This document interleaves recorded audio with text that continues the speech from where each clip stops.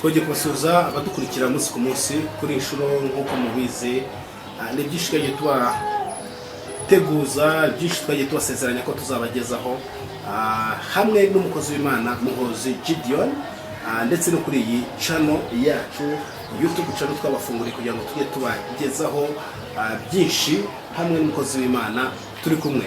Reka dutangire basuhuza ndetse anabwira kuri byinshi byo bitandukanye. Atangira tanga igice cyangwa se tugezaho igice cya mbere cy'ubuhamya afite kugira ngo ugire byinshi bwagenda buhindura ku mibereho yawe, ugire byinshi bwagenda buhindura mu buzima bwawe bwa buri munsi.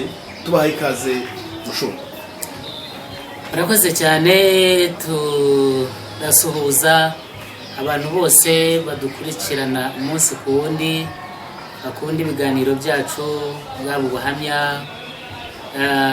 kandi n'ibindi biganiro byubaka n'indirimbo. Ndetse mwese turabasuhuza, abari mu Rwanda, abari mu bihugu byo hanze bikikije u Rwanda, byaba ibya hafi cyangwa ibya kure. Turabasuhuza tubabwira tuti amahoro y'Imana abane namwe mwese. Amen. Amen. Amazina rero nitwa Muhozi Gideon, nk'uko babibabwiye. Ndi umupasitori, nyoboye paruwasi ya Kamate mu itorero Anglikani, kandi iyo paruwasi barizwa muri diyosezi ya Gahini. Imana yo mu ijuru rero ibaha umugisha, tuganira, mudutega amatwi, ibyo twabazaniye mu buhamya n'ibindi bitandukanye muzagenda mukurikirana umunsi ku wundi. Murakoze cyane. Pasiteri, ubwo duherukana ngira ngo mwasezeranyije abakurikira ibiganiro byacu ko mugiye kuzatangira ubuhamya mukajya mububagezaho, kuko mufite ubuhamya bwiza nabwo ubwabo baraje bikurikiranire. Kuri iyi nshuro rero ni byinshi bazabona kuri iyi YouTube channel Gideon Gisubizo TV. Yes, ni byinshi bazahabona. Harimo indirimbo zanyu, hari ubuhamya, hari ibyigisho, hari amahugurwa atandukanye agendanye n'urubyiruko, amahugurwa yahugura abubatsi ngo ndetse n'ababandi bihebye bakaba bagarura icyizere cyangwa bagarura ibyiringiro mu mitima bitewe na byinshi bitandukanye by'inyigisho zigiye zitandukanye bazasanga kuri iyi YouTube channel yanyu ariyo Gideon Igisubizo TV. Ariko kuri iyi nshuro ngira ngo mwatangira mubagezaho igice cya mbere cy'ubuhamya bari biteze cyangwa bategereje ari benshi. Twabaha karibu mugatangira. Murakoze cyane. Mbere yuko dutangira tugiye gusenga Imana, kuko dushobozwa byose na Kristo uduha imbaraga. Reka rero dusenge. Mana nyir'ijuru n'isi, data wa twese uri mu ijuru, uri Imana yo kwizerwa, uri Imana idukunda, uri Imana ishobora byose.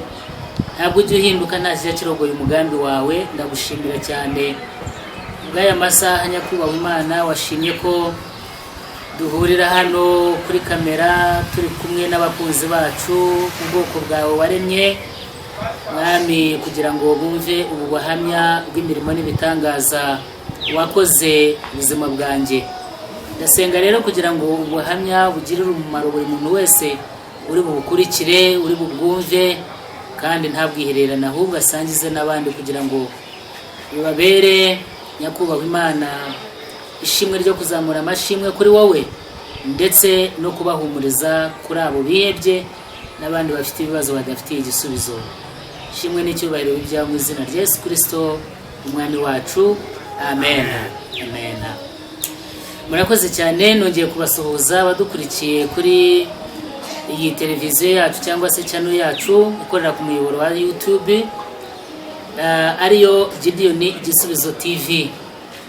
Nk'uko nari nabibwiye, nitwa Muhozi Gideon, ndi umupasitori mu itorero rya Anglikani mu Rwanda, nyoboye paruwasi ya Kamate, ikaba ikorera mu mirenge ibiri, umurenge wa Karangazi n'umurenge wa Rwimiyaga, ikaba ibarizwa muri diyosezi ya Gahini. Ndashimira Imana yo mu ijuru rero yabanye nanjye muri iyi minsi yose itambutse, ikabana namwe abaduteze amatwi n'abadukurikiye. Iyo Mana ndayishima. Ndi umugabo ndubatse, mfite umugore, kandi Imana iduhaye abana 6, abakobwa 3 n'abahungu 3. Turabishimira Imana. Reka rero nijire mu buhamya, mbanze mbasomere umurongo hano muri Bibiliya.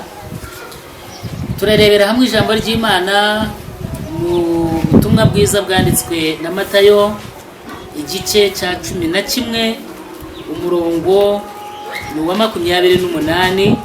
Niho ubuhamya bwanjye bushingiye, niho Imana yampamagariye muri iki gice ikoresheje umukozi wayo abwirije ubutumwa. Numva avuze ibyanjye, ndavuga ngo mbese jewe ntegereje iki? Umurongo wa 28 uratubwira ngo mwese abarushye n'abaremerewe nimuze munsange ndabaruhura. Umurongo wa 29 mwemere kuba abagaragu banjye munyigireho, kuko ndi umugwaneza kandi noroheje mu mutima, namwe muzabona uburuhukiro mu mitima yanyu. Umurongo wa nyuma ari wa 30 kuko kunkorera kutaruhije n'umutwaro wanjye ukaba utaremereye. Amen. Yesu ashimwe cyane. Uyu murongo rero, imirongo ko ari 3 iramfasha cyane, kuko niho nahamagariwe nk'uko nabibabwiye. Itariki 5 z'ukwezi kwa 12 mu mwaka w'igihumbi 1999 nibwo Imana yampamagaye.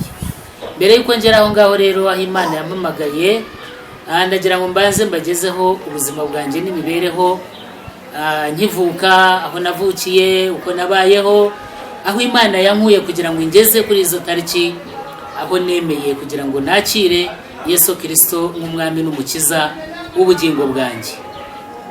Navukiye mu muryango w'abapagani w'abapfumu baterekera bakabandwa, ngo ndabivuga muri ubwo buryo bwose kugira ngo abantu bose babyumve. Hari abavuga guterekera, hari abavuga kubandwa, hari abavuga n'ibindi bitandukanye. Imana rero yasanze muri uwo muryango aho navukiye kwa data na mama, ababyeyi bombi bari bahari, n'uyu munsi baracyahari. Nasanze nagize umugisha wo gusanga sogokuru akiriho ubyara data. Hanyuma uwo muryango navukiyemo nkuko nabwiye baraterekeraga, bafite imandwa, ari abapfumu. Sogokuru yari afite umwuga yakoraga w'ubugombozi cyangwa uburumuzi. Yagiraga inzoka yabanaga nazo mu nzu, akazihamagara akazikoresha ibyo ashaka. Akazi ke yavuraga abantu akoresheje imiti ya Kinyarwanda, akabarumura nyine nk'uko mwabyumvise. Umuntu yarumwaga n'inzoka bakamuzana iwacu akamurumura, hanyuma undi utararumwa n'inzoka nawe akaza akamugombora kugira ngo inzoka itazamuruma. Ariko kurumura hakabaho no kugombora, ibintu bibiri bitandukanye. Yagomboraga uw'inzoka itararuma, hanyuma akarumura uw'inzoka yarumye cyangwa yariye. Nari mfite inshingano zo kuzishakira ibyo zirya bizitunga, kandi ibiryo byazo nashakaga ni inyanya, twatunyanya dutoya. Hanyuma mama yari ashinzwe gusya ifu y'uburo izatungwaga inyanya n'ifu. Uwo muryango rero nkimara kumenya ubwenge no kubona byari bihari, sogokuru yatangiye kubintoza. Akajya ntoza uko bavura, akajya ntoza uko anyigisha imiti, tukajya tujyana mu gisambu kusoroma imiti. Ndetse niyo yavuraga umuntu ntabwo yishyuzaga 3, yishyuzaga 2. Ubwa 3 akohereza inzoka ikakuraza utaryamye, ukarara udasinziriye. Mu gitondo bwajya gucya ukaba wazanye amafaranga ye yabaga kwishyuza. n'uwo muryango rero navukiyemo, nuko wari uteye, nuko wari umeze. Ikindi nasanze iwacu wari umuryango urangwa n'ubusinzi, wabagamo inzoga nyinshi, twarengaga urwagwa bagatekamo kanyanga, bakanywa bagasinda bakarwana. Iwacu nuko byari bimeze. Ndibuka data yagendaga mu gitondo akajya mu kabari, kuko we nta nubwo yanywaga urwagwa gusa, yanywaga kanyanga, kamubigage na byeri, izo nzoga yakoreshaga. Iyo rero mu rugo habaga nta kanyanga zihari, ubwo nyine yajyaga mu kabari kuzishaka, akirirwayo, akaza nijoro arwana akubita mama, tugapfumura tugaca mu myugariro tukajya hanze y'urugo, tukavuza induru, indirimbo y'iwacu abaturanyi bari bamenyereye ni mudutabare, papa yishe mama ni mudutabare, nibyo bari bamenyereye. Babaje kudutabara, bigeze aho bararambirwa, bavuza induru bakatwihorera bagaceceka. Aho hantu rero muri uwo muryango uteye utyo niho navukiye, niho nakuriye.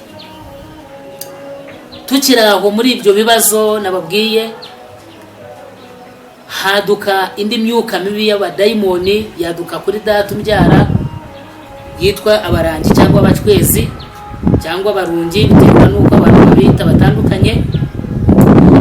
Bageze iwacu bategeka papa, kuko byaramufashe amera nk'umusazi, ariruka turamubura. Hanyuma ku munsi wa gatatu araza atubwira ko yara ahantu ku nyanja, bamaze kunshyiraho nimero zabo, ntangira nafashwe uburwayi uhereye uwo munsi bwo guhera buri joro nkararamuka nk'imbwa, ibintu bikarara biniga, bikaza mbireba nkahwera, najya kuvayo bikanga. Ariko basubiye inyuma gatoya, abagushyizeho niyo nimero bongera ubisubiremo babyumve, burya bigaragara ko buriya shitani nawe afite imbaraga. Ni bande bagushyiraho umubare wongera ubisubiremo abantu babyumve neza, byagize izihe ngaruka? Mwakoze cyane. Abashizeho uwo mubare ni abari baje gushinga ururembo iwacu, ni abakoreraga iyo myuka mibi cyangwa se abo badayimoni. Hanyuma naho data yagiye bakamutegeka ko abakuru cyangwa se abakurambere cyangwa abamarayika niko babitaga, cyangwa abasogokuru, baba bafite amazina menshi, ko bakeneye ururembo mu rugo, hanyuma amahoro agataha. Hanyuma baje biba ngombwa ko abana bose bo muri urwo rugo, abantu bose bari iwacu, byabaye ngombwa ko babarasaga bakabashiraho izo ndasago arizo numero zabo. Arizo 1111. Uvuga ni ndasago enye zisobanura muri 1111. Bamaze kuzinshiraho jewe hano mu gituza n'inyuma hano mu bitugu. Hanyuma bamaze kuzinshiraho bahise bantoranya ko kanya, barambwira ngo ni jewe uzakora umurimo wabo muri uwo muryango. Mbese mu yandi magambo bangira umugirwa wabo. Kandi nyuma ho gato sogokuru yari yaransezeranije kwazandaga inzoka, kwazansigira umwuga we. Urabyumva neza? Nuko rero byagenze, niho natangire gufatwa uburwayi, nkahwera buri joro, ibintu bikandiga, najya kuvuga bikananira, ahubwo nkarara muka nkimbwa. Aho rero ntabwo nahaguye, ndashimira Imana ko yahandindiye, sinahagwa kuko yari ifitiye umugambi. Igihe cyarageze rero, bwa burwayi bwanjye buriyongera bwo guhera buri joro. Mbaza papa umunsi umwe, ntese ko mbona uvura abandi wamvuye. Aragenda ajya mu cyumba akomanga ku ngoma. Mu cyumba habagamo ingoma iri hejuru y'akameza, arakomanga. Hanyuma araza arambwira ngo barandoze, ngo bamarayika bamweretse ko bandoze, none agomba kumpereza umuti, hanyuma nkaruka ya marozi nkakira, nkagira amahoro. Umuti aragenda arawushaka, arawumpa, ndawunywa. Ngiye kurukanduka wa muti, nta marozi nigeze nduka mu by'ukuri. Ariko we arambwira ngo ngo bamarayika ngo dore ibyo bakurogeyemo bamarayika barabinyeretse, ngo bakurogeye mu gacurama n'itabi, kuko nanywaga itabi cyane, nari nararyigishijwe na sogokuru amereza inkono ngo mushirireho igishirira. Ndebye mu muti kwibasaho iyo bari bampaye ngo ndukeho, ndamubaze se amarozi ari he? Ati we n'amaso ufite yo kubibona, jewe mfite amaso atarayawe, mfite amaso bamarayika bampereza yandi wowe utashobora kubona, niyo yanyeretse ibi bintu bakurogeyemo. Ndavuga nahari ngiye gukira, ariko bwarije ndongera ndahwera. Mu gitondo ndamubaza, arongera asubira yajya gusenga, arambwira ngo ngo nari nibeshye, ngo wigeze kuza mu gitaramo wasinze, kuko twagiraga igitaramo cyabo cy'abarangi buri wa kane, bigeze aho barabihindura bishira buri wa gatandatu. Noneho barambwira ngo naje nanyoye ku nzoga, uko barajijishaga bakavuga ngo bo ntabwo banywa inzoga, ariko ukabamo unywa itabe, ukabamo unywa byeri, bakavuga ngo bo banywa inzoga za kizungu, ntabwo banywa inzoga zindi zisanzwe.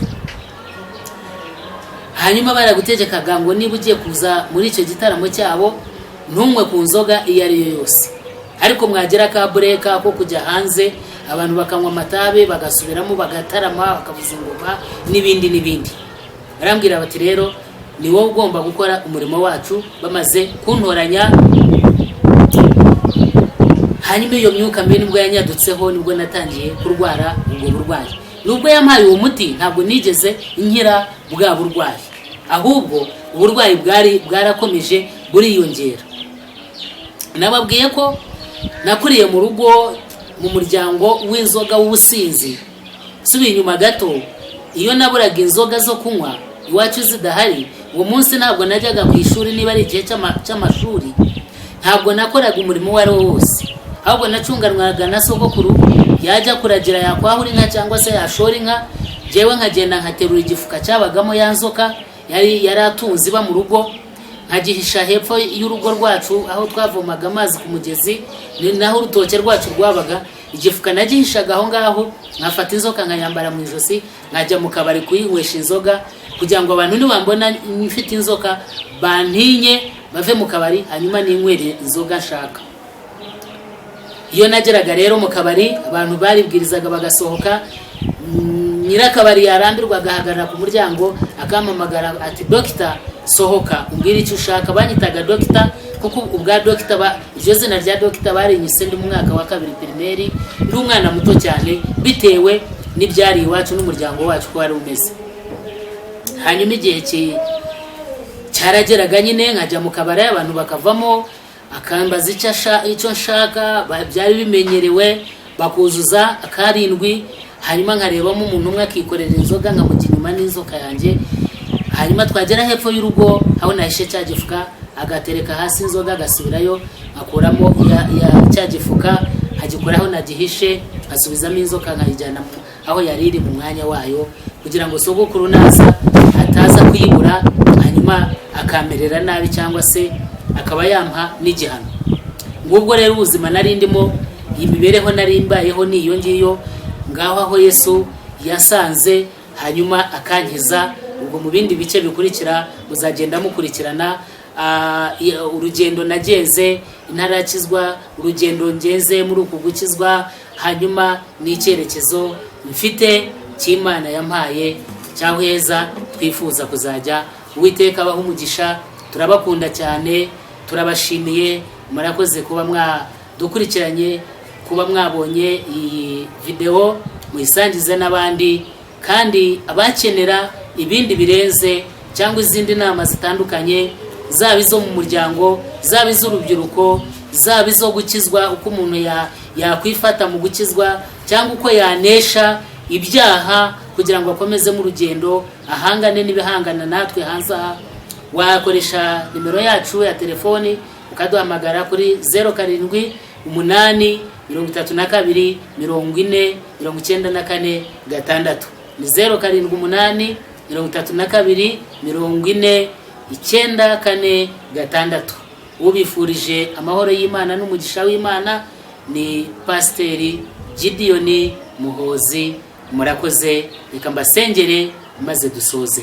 Uwiteka nyir'ijuru n'isi, se umwami wacu Yesu Kristo, twongeye kugushimira kubw'umwanya waduhaye kugira ngo tuganire n'inshuti zacu n'abakunzi bacu bari hirya no hino hatandukanye. Mwami, ndabasengeye abafite ibibazo babera igisubizo nk'uko wambereye igisubizo. Nyakubahwa Imana, abarwayi ubakize, abarwaje ubakomeze be gucika intege, kandi ababuze ababo ubahumurize, kuko ari wowe se w'imfubyi, ukaba umugabo w'abapfakazi, ukaba nyakubahwa Imana ishingiro ry'abantu bose badafite epfo na ruguru, badafite ishingiro, babuze uko babigenza. Ariko Mwami, turabizi uje kuri wowe wahamagaye ntabwo ajya buri uko abigenza, kuko mubera igisubizo, n'abo bose babera igisubizo, mu izina rya Yesu Kristo umwami wacu. Amen.